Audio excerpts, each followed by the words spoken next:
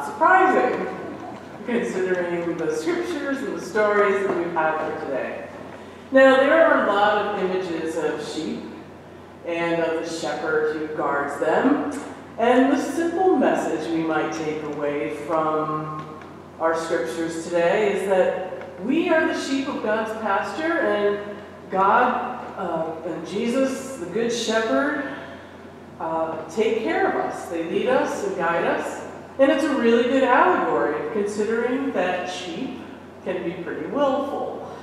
And I know I've told a little bit about this story before, but back in 2004, there was Shrek, the merino sheep who lived in New Zealand, who was 10 years old at the time in 2004, and he had been hiding out in a cave, maybe trying not to get captured, but when the shepherds in New Zealand finally found him, he had not been shorn for 6 years.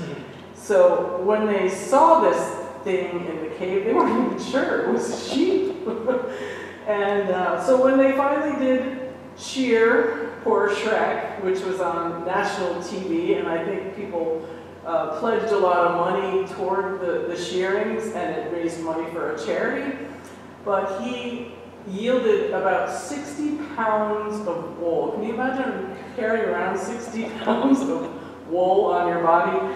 It was enough to make 10 men's suits, which I thought was a kind of interesting story that they told, measurement that they told about. So, and as most of you know, I've been living on a sheep farm now for 3 years, a little bit more, and I've seen firsthand how adorable the lambs are when they're tiny, especially when you get to bottle feed them and hold them. They're just so funny.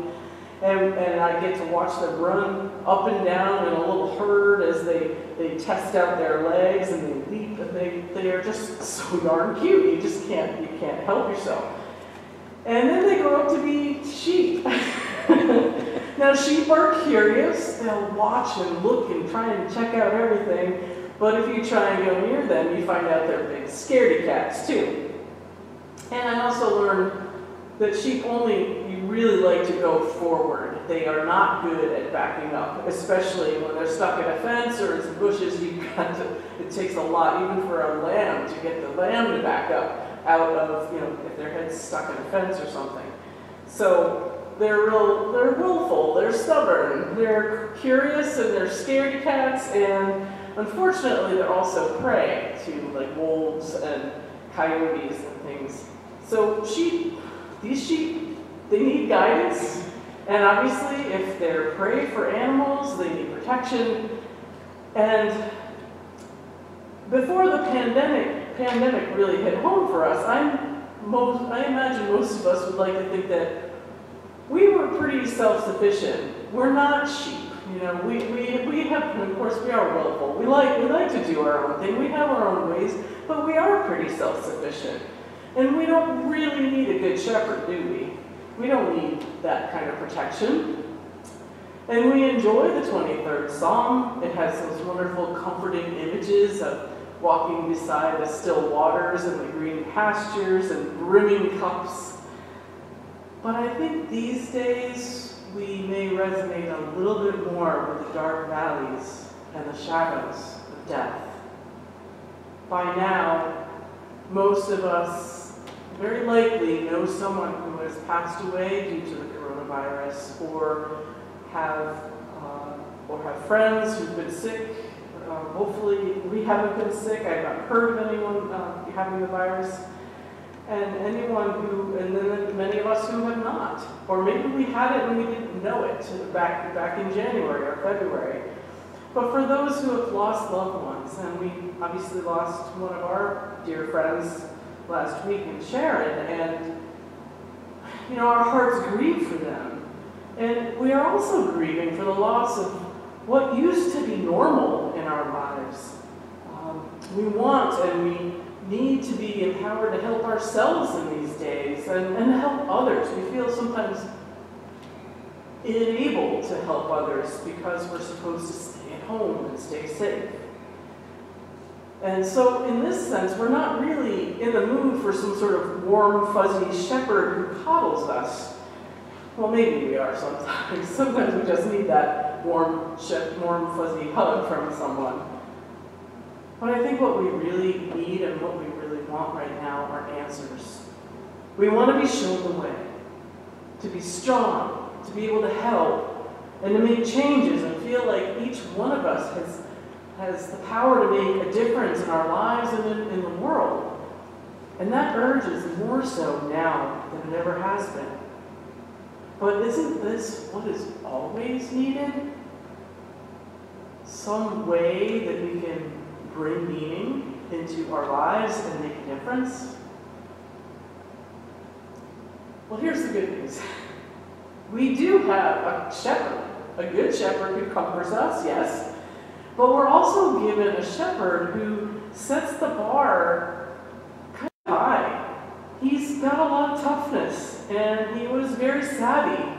We're given a choice as we listen to these scriptures, whether to be like the sheep and just sit back and wait for the protection to come around us, or we can listen a little bit more closely and hear that invitation that we are being given, that was given to the disciples, to be like the shepherd. And here's what I mean. Jesus said in the gospel, he is the gate for the sheep. He's the gate to the sheep path. And that's the place where the sheep are kept safe and secure when they're penned up at night. And so here he's being a good shepherd. But we also learn that Jesus, whether he's being the good shepherd or the gatekeeper, he's also come to stand up with us in the face of adversity. Against those thieves in the night, as the scriptures recall it. Jesus comes to bring life and to bring it abundantly. And all this is done for us. The part where we don't really hear an overt invitation, but in 1 Peter, Paul spells it out for us. In 1 Peter chapter 2, verse 21, we're told, "For to this you have been called, because Christ also suffered for you, leaving you an example, so that you should follow in his steps." Jesus wants us to follow in his steps as good shepherds as well. If you think about it, everything that we go through, Jesus has gone through. He shows us that we, by trusting in him, by trusting in the presence of God in our lives, that we too can go through and come out the other side, whatever we have to go through. So Jesus suffers for us, and so it kind of calls us to suffer for others. It's a recurring theme. If you think about it, Jesus said, "So the Father has sent me, so I send you," right? He said, "I forgive you, so you forgive others. I feed you, you feed others. I heal you, I send you out to heal others. I suffer for you, you can suffer for others. I shepherd you, you shepherd others." We are to be the good shepherds.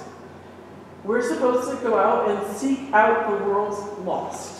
I say that in quotes. The lost are anyone who just needs hope or help or presence.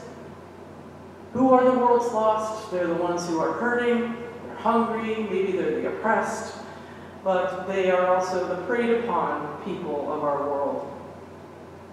But the more good news is that people in our midst, probably right there in your living room, the folks right here in the sanctuary with me, there's only a couple of us, but people all around are doing what they can to make a difference, to shepherd, to bring good news, to seek out the lost of our world and help. They're taking up their rods and staffs and doing what they can to make a difference right now. Some of our church members are making face masks. They made it for the medical staffs, and they made them for us. Somebody gave me one the other day. We're donating grocery cards and food to the food banks because obviously there's so many without paychecks right now that they need a way to put food on their tables. We have people working in shelters, we have people making meals for others. We're sending some people are sending their children's artwork just to cheer somebody up. We're boxing up silly things and sending them out in the mail just to brighten up somebody's day. We are the Good Shepherds. So even though we may be walking in the valley right now, and things may seem a little dark and overbearing, it helps us to remember that we have a shepherd who not only leads us, but walks right beside us. That shepherd's crook, it can be comforting and guiding us in a way, but what's more hopeful is how very often this shepherd has been through the valley himself and been through the valley on our behalf. This shepherd brings us the hope and the promise of abundant life. And this abundant life looks like filling our days with things that matter. Abundant life looks like caring for others, especially those who don't matter to anyone else.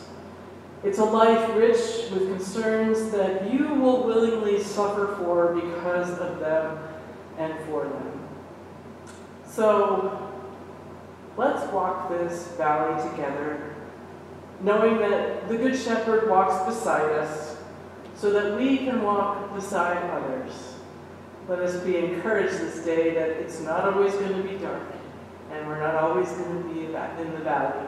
We will come out into the light and into rejoicing. So may you be blessed this day.